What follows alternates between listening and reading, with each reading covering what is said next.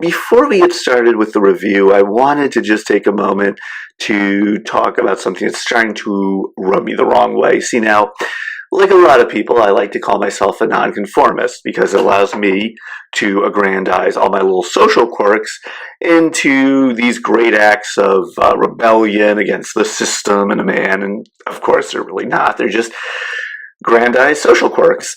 However, for the most part, yeah, I follow the rules, most of the rules. I mean, I stop at the red lights, I relieve myself in the bathrooms when available, I don't fart in elevators. I mostly adhere to our social standards for the most part. However, there has been now this growing idea, especially here in Seattle, that being a nonconformist is some kind of mystical permission slip to go around acting like a complete inconsiderate jackass all the time, and everyone has to respect it. I would like to demystify that. You're not rebelling, you're just being an inconsiderate asshole. Please stop confusing these two things. It's driving me crazy. Look, your actions have consequences, okay? Freedom isn't free. If you're going to go around doing whatever the hell you want, then you have to deal with the fallout. That's not oppression. That's not censorship. If somebody says something negative about my review in the comments, that isn't censoring me. That isn't oppressing me. We need to stop all that. Okay, so today we're going to do The Predator. I was going to do Iron Fist Season 2. We're going to save that for next week. A lot to talk about there. I'm about a week late doing this review because, frankly, I've been really busy. Been setting up some new games.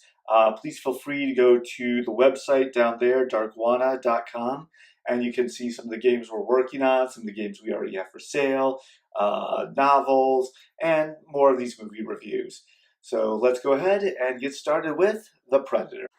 So one of the reasons I decided to go ahead and skip Iron Fist Season 2 for now and go straight to The Predator is because it's been getting just destroyed by critics and fans, and I think a lot of it is unfair. Most of what I'm hearing, the negative stuff, is that's just not what people were expecting. They wanted to go into this movie and see a bunch of, badass soldiers fighting the Predator in a horror action atmosphere. And that movie already exists. It's called Predator. Go watch it. It's great. You can watch it right now. This was something else, and I like that. I like that they tried to do something else with it. In this case, it's a comedy. It's a comedy with the Predator in it. And I'm fine with this. Critics, they give every movie, when it makes a sequel and it's too much like the last movie, they make fun of it for just making the same movie again. And then when they try something different, they get mad at them because, oh, that's not what we expected. What do you want exactly for these filmmakers to do? I love that they did something different here. Again, even if I didn't like it and I wanted, the first Predator movie, that movie already exists. Why make it twice? If you need further proof that Hollywood gets punished for trying to be creative, look at the score, the Rotten Tomatoes score for the second Predator movie. Again, they tried something a little different. They had, it was almost like a buddy cop movie, but with the Predator as a bad guy. He had more weapons, it was more complicated. I liked it. I was really happy with the sequel because it wasn't just the same movie again. And a lot of people weren't. They were mad. They wanted to see another bout. They even wanted to see Schwarzenegger in it again, fighting the Predator in a jungle again. But Schwarzenegger that was almost what happened. Schwarzenegger had to make the decision between filming that or making another Terminator movie, and in this case, Terminator 2, so he clearly made the right call there. Much as I hate to judge a book by its cover, I will admit that going in, I wasn't exactly encouraged by the title, The Predator. We went from Predator to Predator 2 to Predators to The Predator. So I wasn't really expecting a creative take on this, so I was pleasantly surprised there.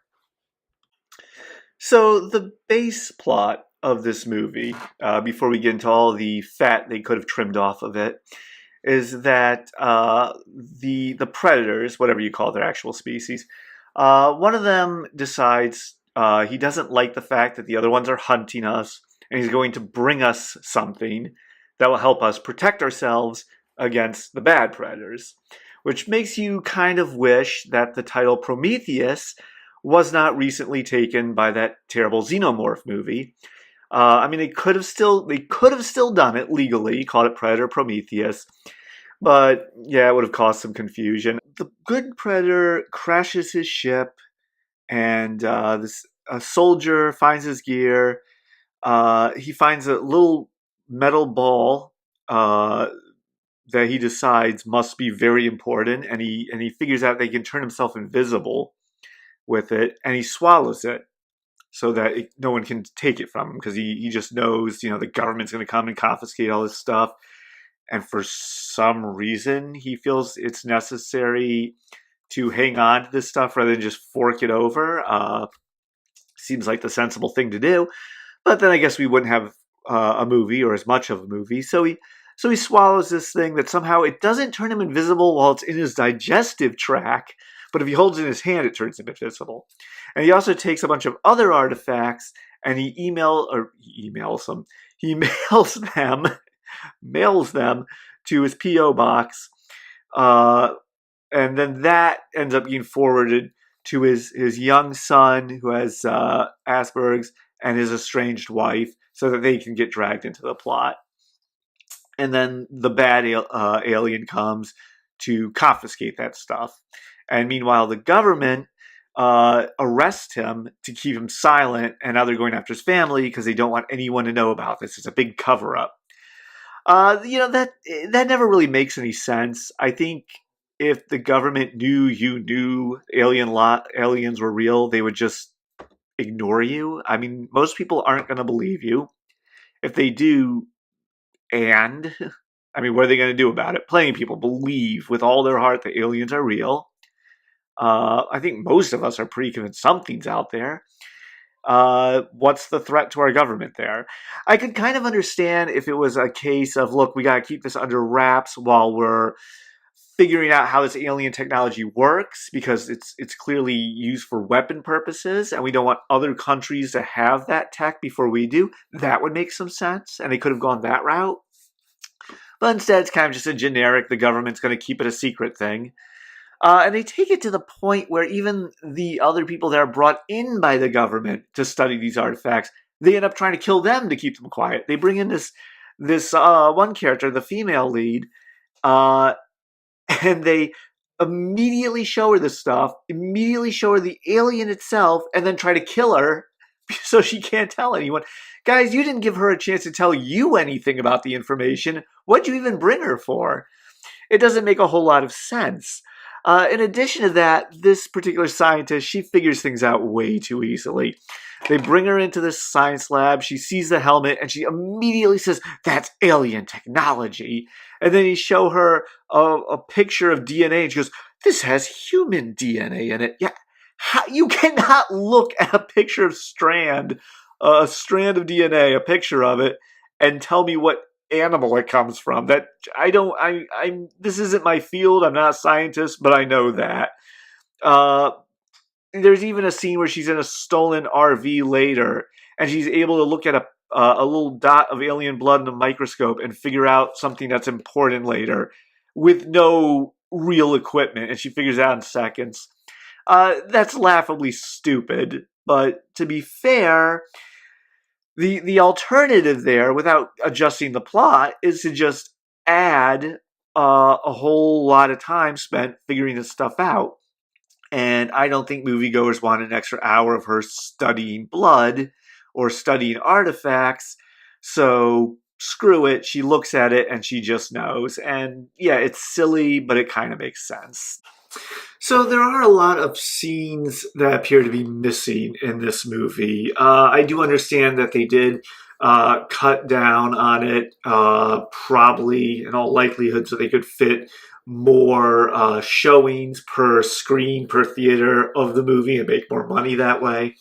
And then they, of course, will release the DVD or Blu-ray or what have you with those deleted scenes so that the people who already saw the movie now have a motive to go out and rent or buy it. And for the most part, the scenes that seem to be missing, from what I could determine from what I was watching, were pretty self-explanatory as far as what you missed.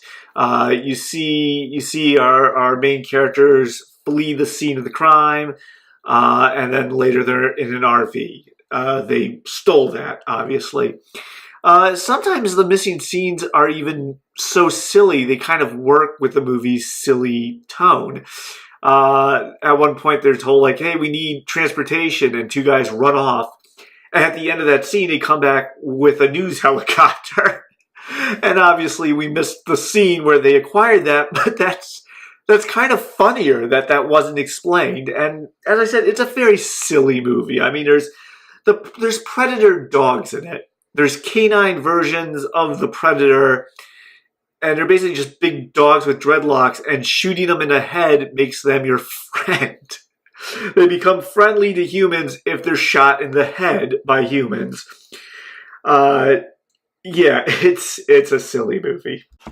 So let's talk about the stupid elixir that the good predator has brought to us to protect us from the bad predators that wish to hunt us. First off, I gotta explain a few things that I omitted from the plot because baby steps, it's a bit all over the place. So the predators aren't just hunting us now, they're collecting our DNA because, stay with me here, because we are destroying our environment, and in a generation or two, we're all going to die out from climate change. So the predators want to move to Earth, where they're clearly okay. I mean, they walk around and they seem okay with how it currently is, but they need the environment to go to shit first for them to move in, which doesn't make a whole lot of sense. But then they need the human DNA to mix with their own DNA so that they can survive the climate that's going to kill us. If you're confused yet, yes, you should be. But it's going to get dumber. So the good predator brought us something to save us. Now you would assume this is something that would reverse the climate change issue. It is not. Instead, it's sort of this nanoparticle, Tony Stark-esque predator suit that one person can wear, and it has lots of firepower. So one human can fight all the predators, and they need to know where the predators even are. It's like, and of course, how would the humans even know how to use this technology? So it's very much like a member of PETA giving an elephant an AK-47 and thinking like, and that's the end of poaching. And also it doesn't matter because according to the movie, we're all going to be dead soon anyways from the climate change. Now, I by all means have nothing but respect for our armed soldiers and airmen and seamen and all that good stuff in the armed forces. However, there is a level of cheap applause when it comes to talking about soldiers in movies. Michael Bay does it a lot. And there's a little of that in The Predator, especially when you get scenes like the aforementioned scientist, the female scientist. She's unconscious, and their main character leaves her in a room full of these former soldiers who just escaped prison, whom he just met. And he asks one of them who leaves the hotel room with him, "Hey, is she safe in there with those guys?" And his new buddy says to him, "Hey, they're soldiers." As if that means nothing could possibly go wrong in this scenario. Part of the work that I have done in my very short and very mild military career I trained as a 27 Delta paralegal at Fort Jackson, Relax in Jackson. And I got to look at a lot of different court martials. And I got news for you. Some soldiers do rape. Wish it weren't true, but some people are bad. And giving them a uniform doesn't automatically make them good. They're still bad people. They're just armed now. So that was a little silly.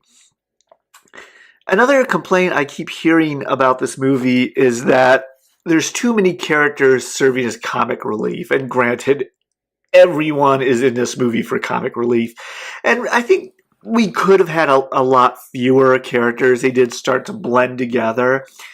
And a lot of them could have been like, okay, these three guys could be one person. This group could be one person. Absolutely. We also start trying to clean up towards the end of the movie and just start killing people left and right because we now have all these characters. And they're basically just dying because we have no further use for them. Think the remake of Clash of the Titans and how that started to go with the Snake Woman scene, and all of a sudden just all these extra characters we don't need just start dying.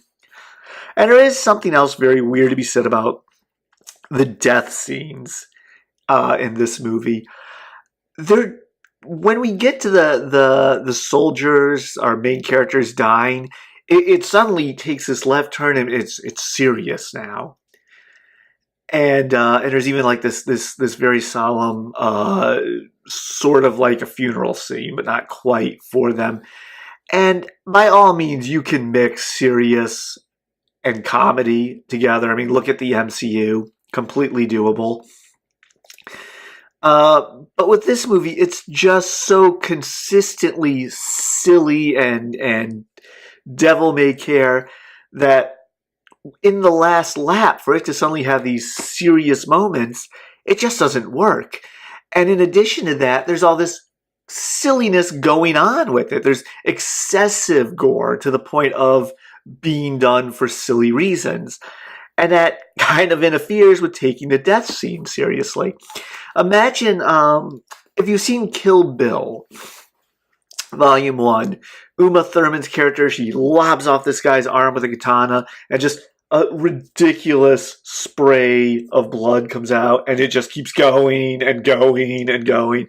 And it's for laughs. It's a silly thing. I keep saying silly, but yeah, it's what it is. And imagine if at the end of Saving Private Ryan, exact same movie that Saving Private Ryan is, but when Tom Hanks dies, he's killed like that. Like his arms get ripped off and just fountains of blood and fountains of blood while he mumbles his last words and the sad music plays. You see how tone deaf that is? That's kind of where we end up. That said, Tom Hanks is apparently now going to play Fred Rogers. You know, Mr. Rogers in a movie about Mr. Rogers. We're making a lot of those lately, and that's actually a very cool casting job, I think. So while I was looking for the effect for the infrared vision, I came across hologram mode. So I'm a hologram now. So let's talk about how we could have improved upon this movie. There are, as I brought up, a lot of legitimate complaints, and a lot of them could be solved by simply removing all the unnecessary plot threads. Editors mixing their DNA with ours is unnecessary. Get it out of there. We're destroying the environment with climate change. It doesn't really add anything. I know it's fun to feel like your movie has a message, but this movie shouldn't. If you take all of that out and then combine a bunch of these characters instead of like the 5 or 6 extra supporting cast characters, we just make that like 2 or 3. I think the movie becomes a lot more solid. The whole elixir business at the end, okay, suddenly it makes a little sense that this good predator brought us, some weapons to fight the bad ones. It's still, I don't know what real good it would do, but okay. Our good predator is just frustrated. He wants to help. This is his solution. it's fine that it's not a great one. By taking out the whole, well, we're going to die out soon anyways from climate change, it doesn't seem quite so stupid, and it doesn't seem as inconsequential whether or not we survive, whether or not we get this elixir item, whether or not the bad predator comes and takes it back, just by taking out the global warming thread. By removing it, we suddenly have room to fill in some of those deleted scenes. There's the death scenes. We suddenly don't even need them. Most of them were unnecessary anyways. There's no reason we couldn't keep some of those characters around. By combining a bunch of them, we don't really have to kill any of them off. And if you're thinking, well, we gotta have people die, there is so much death in this movie. The good predator kills quite a few people too. To be fair, they did capture him, our government captured him and took him to a lab. So I guess that would piss you off and you would start killing your way out of there. Maybe instead he would mention somehow, hey, I'm on your side, I'm here to help. And if you're thinking, well, you can't communicate with us, yes, he can. That's established in the movie. They can communicate directly to us in English. And also, early on in the movie, he does do the whole predator thing where he skins a guy and hangs him by his feet, and there's no reason to do that. So, is that just a habit they have? It's like a tick? A little quirk the predators have? They just, I just can't stop skinning people and hanging them by their feet. Why do I do that? That's how I think we could have fixed this movie up and tightened it up a bit. And I think it would have also helped a lot if they had advertised it more as a comedy. A lot of people went into this looking for another action piece or a horror sci-fi-esque thing, and it just wasn't what it was this time. And I really don't have an issue with that. Again, if I want to see a Predator action movie, I can go rewatch the first Predator. I don't want them to remake it. The first one's fine. If you're going to make another Predator movie, do something different with it. So, all in all, out of like 11 flaming Hello Kitty skulls with 7 being the highest, I would honestly give it a 5 for what it is, which is a good, disposable time it is. You go, you see it. If you're like me, you'll laugh at it, and then you'll forget all about it. Honestly, I'm having to really think hard to remember what the hell did happen in this movie. And that's because, yeah, there's really not much that's going to stand out. It's a lot of laughs. It's a disappointment that's not what you were going for. And then you forget about it. And that's not a bad thing, really. So, next week, we are going to do the second season of Iron Fist. And I will see you guys there.